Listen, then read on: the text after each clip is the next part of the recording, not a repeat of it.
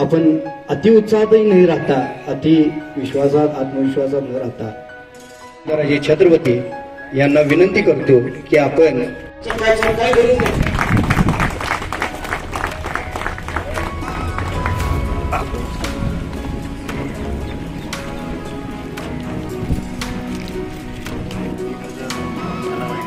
या तुम्ही जिल्हाध्यक्ष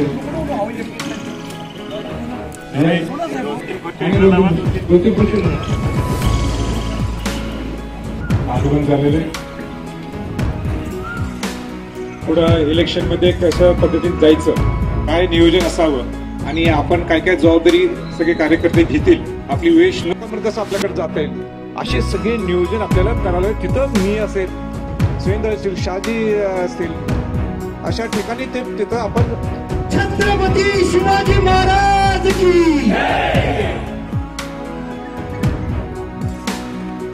लोकसभा इलेक्शन होऊ घातलेली आणि छत्रपती शाहू महाराजांच्या माध्यमातून आपण सगळेजण समोर जाणार आहोत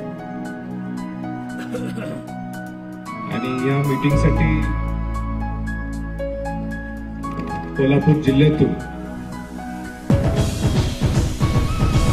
चंदगड, आग्रा, राधानगरी, भुदरगड आणि मग प्रामुख्याने करवीर, दक्षिण या सगळ्या ठिकाणातून अनेक कार्यकर्ते जमले. ही ऐतिहासिक निवडणूक आहे. या निवडणुकीवर पूर्ण महाराष्ट्राचं नाही देशाचं लक्ष आहे. ही आलेली सर्वांना ही सुवर्ण संधी आहे आणि संधी याच्यासाठी आहे छत्रपती शाहू महाराजांच्या माध्यमातून आपल्याला खऱ्या अर्थाने छत्रपती शिवाजी महाराजांचा, राजश्री छत्रपती शाहू महाराजांचा विचार, लोकसत्तेचा विचार असेल,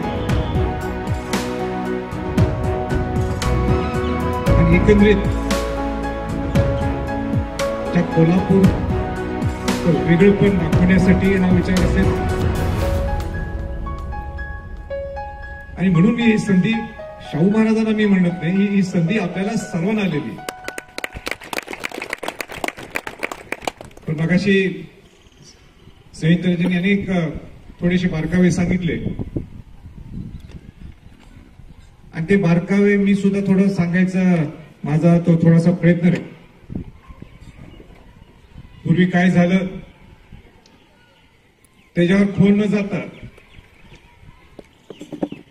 आपल्याला याच्या पुढे नेमकं काय करायचंय, कशा पद्धतीने जायचंय,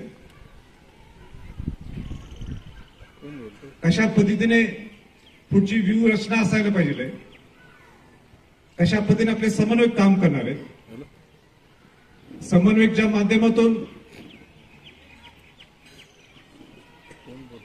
खालच्या शेवटच्या घटकापर्यंत कसे मेसेज आपल्याला देता येईल, या दृष्टिकोनातून आजची ही खऱ्या अर्थाने मीटिंग बोललेली होती आणि थोडं सभेचं स्वरूप आलं पण खऱ्या अर्थाने मीटिंगच आहे. मगाशी संजय पवारने आपल्या मनोगत व्यक्त करत असताना त्यांनी सांगितलं की माझा संपर्क कमी होता कोल्हापूरमध्ये, पण याचा अर्थ नाही की मी तर घरी बसलो होतो, पण पूर्ण महाराष्ट्र पिंजून काढत होतो. ज्या ज्या ठिकाणी शिवाजी महाराजांचा, शाहू महाराजांचा विचार आहे तो विचार, त्या विचाराचा प्रसार होण्यासाठी माझा प्रयत्न होता. मग ते समाजाचे प्रश्न असतील, गटकोट किल्ल्यांचे प्रश्न असतील आणि नंतर स्वराज्याचे प्रश्न, स्वराज्याचा हेतू असेल, या दृष्टिकोनातून ते अनेक दौरेच झाले आणि त्याला मी ब्लेम करणार नाही किंवा ते कारण धरणार नाही जेणेकरून माझा कोल्हापूरचा संपर्क जरासा कमी झाला. पण ह्याच्या पुढे निश्चित ठरवलंय की जास्तीत जास्त वेळ महाराष्ट्राच्या बरोबर कोल्हापुरात सुद्धा मला द्यावं लागेल, कारण का कोल्हापूर ही आपली कर्मभूमी आहे, ही आपली ओळख आहे आणि ही आपला होम ग्राउंड आहे. आणि होम ग्राउंड मध्ये आपल्याला लोक प्रेम करतात म्हणून बाकीच्याकडे दुसऱ्या प्रांतात जाऊ किंवा दुसऱ्या प्रदेशमध्ये जाऊ हे कारण चालणार नाही. हे सगळ्या आज इथं जमलेल्या कार्यकर्त्यांना मला मुद्दाम सांगायचंय की पूर्णपणे याच्या पुढे हा संभाजी छत्रपती हा निश्चित तुम्हाला अवेलेबल राहणार. आणि अवेलेबल नुसतं राहणार नाही, आता आपला मोठा गट छत्रपतींचा गट आम्ही तिघही आलो त्याच्यात. कॅप्टन छत्रपती शाहू महाराज असतील, मी असेल, मामूजीराजे असतील, या सगळ्यांनी मिळून आम्ही एक छत्रपती गट हा प्रस्थापित करणं गरजेचं आहे. आपली ताकद वाढवणं गरजेचं आहे. मग ते इलेक्शन ग्रामपंचायत इलेक्शन असू दे किंवा कॉर्पोरेशनचे इलेक्शन असू दे, जिल्हा परिषदेचे इलेक्शन असेल किंवा अनेक वेगवेगळे इलेक्शन असतील, त्याच्यामध्ये सुद्धा आपलं लक्ष केंद्रित करणं गरजेचं आहे. आपल्या लोकांना आपण ताकद नाही दिली तर लोक दुसरीकडे जाणार. चूक तुमची नाही, चूक आमची आहे. आम्हीच तुम्हाला काही कुठं साथ दिली नाही, आम्हीच तुम्हाला कुठं हातभार नाही लावला, मग तुम्हाला दुसरे नेते सापडणार, दुसरे नेते मिळणार. पण मला आनंद आहे एवढं होऊन सुद्धा आम्ही काही न देता सुद्धा तुम्ही नेहमीच छत्रपती घराण्यावर प्रेम केलं. आता हा शाहू महाराज, बाकी काही नाही. म्हणजे इतकं प्रेम एवढं. काल माझा संपर्क मला तर वाटतं चंदगडला, मी काल चंदगड गडिंगला जाजराला 6-7 वर्षानंतर गेलो, पण इतकं प्रेम लोकांनी दिलं. लोक विसरत नाहीयेत, पण सारखंच आपण ग्रँटेड घेतलं तर निश्चित विसरणार.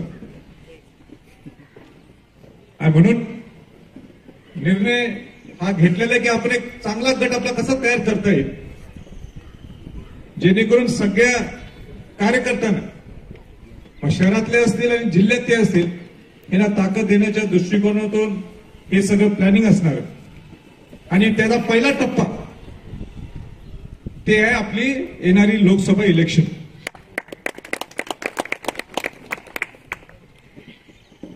आता लोकसभा इलेक्शन आल्यावर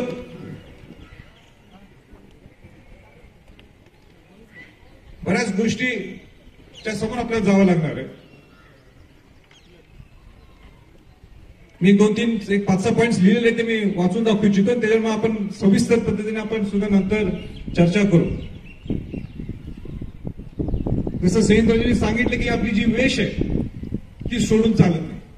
मग आपल्या वाड्या वस्त्या असतील किंबहुना दुर्गम भागात घराघरापर्यंत आपल्याला कसं पोहोचू शकतो, किंवा तुमचा जो पंचकृषीचा जो भाग असेल जो तुम्हाला दिला जाईल तिथं आपला कसा कंट्रोल राहील. आज दुसऱ्या पक्षातला माणसं सुद्धा छत्रपती घराण्यावर प्रेम करणारे लोक आहेत. आजपर्यंत दुसरा नेता आम्ही तुम्हाला मदतीसाठी आहोत. काय शेवटी उमेदवार कुठं असणार, छत्रपती शाहू महाराज हे महाविकास आघाडीचे असणार. आणि म्हणून महाविकास आघाडीचे उमेदवार असल्यामुळे आणि छत्रपती जे लोक प्रेम करतात, जो गट मी शब्द वापरला, आपली जबाबदारी त्यांच्यात मिसळून त्यांना उलट कशी आपल्याला ताकद देता येईल या दृष्टिकोनातून आपल्या सर्वांचं ते नियोजन असणं गरजेचं आहे. आता जी जबाबदारी तुमच्याकडे दिली जाईल, एक जे सुरेंद्रजी मगाशी सांगितलं की ते वॉटरफॉलच्या माध्यमातून अनेक वेगळ्या त्याच्या कमिटी स्थापन झाल्या असतील, समन्वयक तयार केले जातील.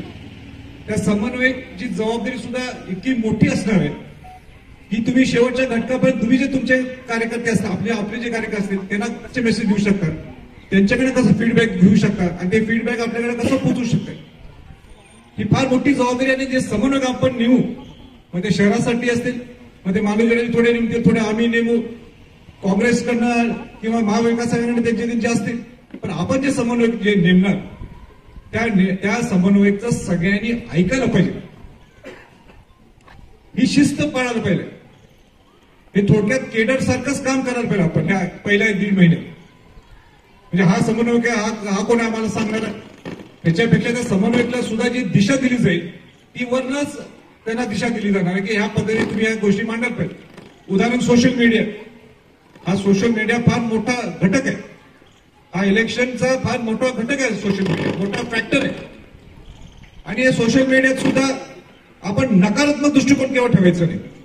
नकारात्मक म्हणजे सगळ्या निगेटिव्ह गोष्टीवरच चर्चा करायची, निगेटिव्ह गोष्टीवर बोलण्यापेक्षा त्याच्यापेक्षा सकारात्मक दृष्टिकोनातून आपण छत्रपती शाहू महाराजांचं नेतृत्व कसं कोल्हापूर जिल्ह्याला फायदेशीर आहे हिची लाईन सुद्धा आम्ही तुम्हाला देऊ. हिची लाईन हॅलो म्हणजे आपल्याला सवय पूर्वीपासून झाली. कोणीतरी एक पोस्ट टाकली की आपण त्याच्यावर टीका करतो. त्या टीकेच्या पेक्षाही आपण चांगले पोस्ट कसे पुढे देऊ शकतो. उदाहरण सुसंस्कृत नेतृत्व कसं आहे शाहू महाराजांचं. शाहू महाराजां जर पुढे खासदार झाले की त्याचा ऍडव्हान्टेज कसा कोल्हापूरला होणार. या सगळ्याच्या पॉझिटिव्ह गोष्टी आपण तिथं द्यायला पाहिजे. ते आम्ही तुमच्याकडे देऊ. आणि जर का काही दुसऱ्याला रिॲक्ट शो करायचं असेल ती सुद्धा आम्ही शक्यतो तुम्हाला लाईन देतो. ती येण्याची ती करायची वेळच पडणार नाही. पण जर आली तर त्या समन्वयकांच्या माध्यमातून तुम्ही ते ऐकायला पाहिजे. ते समजून घ्यायला पाहिजे. आणि अशा दृष्टिकोन एक वेगळी लोकसेवेच्या एक वेगळा अँगल ठेवून वेगळ्या प्रचाराची स्टाईल ठेवून आपण सगळ्यांनी जायला पाहिजे. गाफील मग सांगितलं गाफील राहून चालणार नाही. शेवटच्या म्हणजे आज बघा आज उमेदवारी डिक्लेअर केली तरी आम्ही आमचे दौरे सुरू केलेले म्हणजे 1% सुद्धा कुठेतरी चुकू नये ह्या दृष्टिकोनातून आमचं सगळं प्लॅनिंग चालू आहे. हा ऐतिहासिक निर्णय वेगळ्या वेगळ्या कारणासाठी आहे. पण पहिल्यांदा इतिहासात असं घडलं असेल की उमेदवार हे तिन्ही पक्षांनी ठरवलं की हा आमचा उमेदवार असणार. उमेदवार गेले नाहीत उमेदवारी द्या म्हणून. आणि लोकांनी सुद्धा ठरवलं की आम्हाला जर महाविकास आघाडीतून उमेदवार जर द्यायचा असेल तर छत्रपती शाहू महाराजांशिवाय दुसरं कोण नाही. म्हणजे हा सुद्धा ऐतिहासिक ही सगळी टप्प्याटप्प्यात जे घडलेले आहेत. म्हणून महाराजांनी निश्चित राहावं. बाकी सगळी जबाबदारी आमची आहे. आणि अध्यक्ष जिल्हाध्यक्ष व्ही पाटील आणि सर्व उपस्थित बंधू आणि भगिनींनो, आज आपण सर्व ज्या कारणास्तव इथं आला आहात त्याबद्दल आपले प्रथम मी स्वागत करतो. तसं संभाजीराजांनी सांगितलंय की ही महत्वाची निवडणूक ठरणार आहे. अजून निवडणूक आता 2 दिवसांनी 3 दिवसांनी कदाचित त्याचं जाहीर सुद्धा होईल. आणि त्यासाठी इथं सर्व गट तट विसरून पक्ष सुद्धा विसरून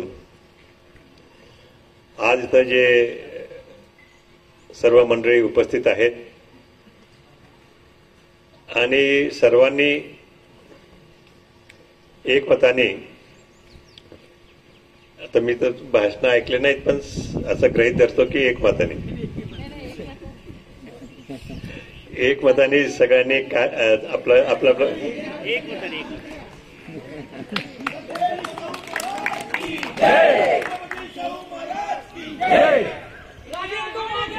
हम तुम्हारे साथ हैं, राजे तुम आगे बढ़ो, हम तुम्हारे साथ हैं.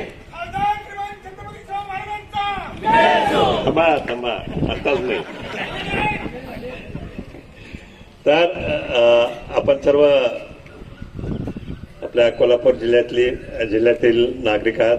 कोल्हापूर मतदारसंघातील आणि किंवा बाजूच्या मतदारसंघातील सुद्धा काही मंडळी असतील. इथं सर्व आज इथं एकत्र आला आहात आणि या मोठ्या कार्यासाठी आपण एकत्र आलो आहोत.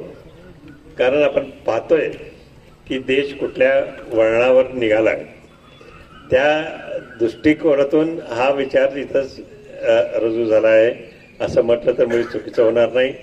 हा विषय सुद्धा लोकांनी जो उचलून धरला त्याला मला मान्यता द्यावी लागली. आणि विशेष म्हणजे महाविकास आघाडीने सगळ्यांनी जे आज इथं आहेत आणि त्यांचे संबंधित घटक जे सगळे आहेत त्या सर्वांनी हे एकमताने ठरवलं की मी या निवडणुकीसाठी उभं राहायला पाहिजे. गंमत म्हणजे अशी झाली की उमेदवार 1 पक्ष 3. कठीण झालं होतं की कुठला पक्ष निवडायचा, पण सर्व कार्यकर्त्यांनी मिळून पुन्हा ते ठरवलं. जे ठरवलं ते तर आपल्याला आता माहीतच आहे. आणि पण जे काय ठरवलं त्यापेक्षा जास्त महत्त्वाचं आहे की आपण सर्वांनी एकत्र येऊन हे निवडणूक लढवायची. आणि त्यासाठी आज मी असं समजतोय की आपण इथं एकत्र आला आहात आणि आपला पाठिंबा दर्शवण्यासाठी आणि शिवाय संभाजीराजेंचं मार्गदर्शन काय असेल ते ऐकून घेण्यासाठी, व्ही पाटलांचंही काही असेल तर तेही ऐकून घ्या. आणि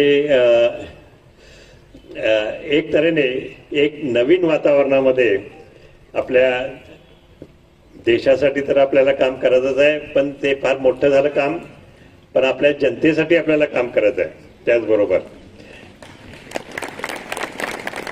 आणि देश जर असेल तर त्यात जनता असते आहे आणि जनता हे सेंटर असतंय, म्हणजे त्याच्या भोवती सगळं फिरतंय.